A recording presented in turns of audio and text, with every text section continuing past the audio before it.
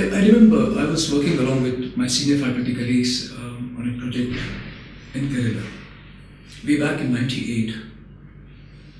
And the faculty members led by Professor Pratap Reddy were visiting Thiruvananthapuram that time to go and see places which were relevant to the project on Panchayati Raj institutions. And that's where we met one person who was Secretary of Ministry of Rural Development, a very, very able officer. And she narrated this story, and it had a profound effect on me.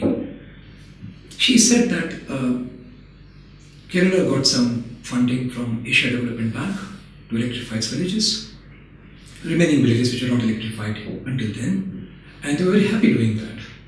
And every village was very happy that they were going through this process because they had common lights and free of charge. Until one day they came across a village where the tube lights were broken the same day by the people there. And the next day morning they said, "Hey, what's happening here?" They said, "No, we don't want tube lights here." "Why won't you have tube lights here? We're giving you free of charge. Asia Development Bank is working on this. And why won't you have that?" And everybody else is very happy about it. The next village is very happy. The last village is very happy. I said, "No, that may be so, but we are not happy about it. But what's wrong with this?" Well, the problem is that, we don't have much space, which is open space or a common space, so to say.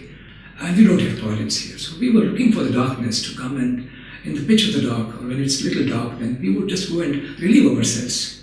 But the tube lights that have been put there has removed that darkness from us, and now we have no place to go. We're all constipated. And there's nothing we can do about it but to break the lights. Now, this is something that's very, very profound. I was moved. I said, what works in one corner of the country does not work in the next corner of the country. Forget that. It doesn't work in the next village for that matter. It doesn't work in the next block, next district. And we see day after day many, many organizations, unfortunately, not led by people who have that kind of training, leading their organizations and going through motions, going through mechanical things which are only putting more assets and more baggage onto people without actually being of any help to them.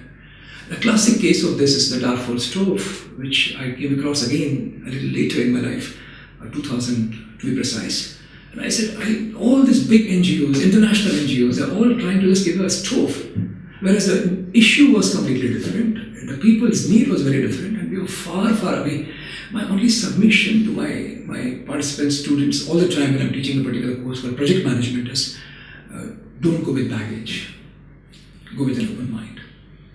Go with questions, ask the right questions. For example, you think that most people complain, most people like me and you who are a little more educated, they complain bitterly. They cannot articulate, they cannot think for themselves, they cannot say things for themselves, and all jam. But that's not true. If we ask the right questions, the same people are able to completely come out with the facts that they have in their mind all the time. And in fact, if we have the ability to listen to these facts, we are able to do a far, far better service and far better job for them.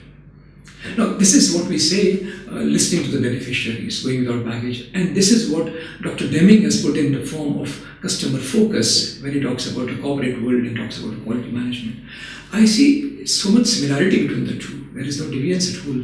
And only if our students and participants would go without baggage to places and start listening to people and doing work for them as they want it to be done and just facilitate their work, it will be wonderful. Yes, there is a possibility that technology has taken advancement and these people may not be aware of that, in which case you want them to apply particular technology, then ask relevant questions.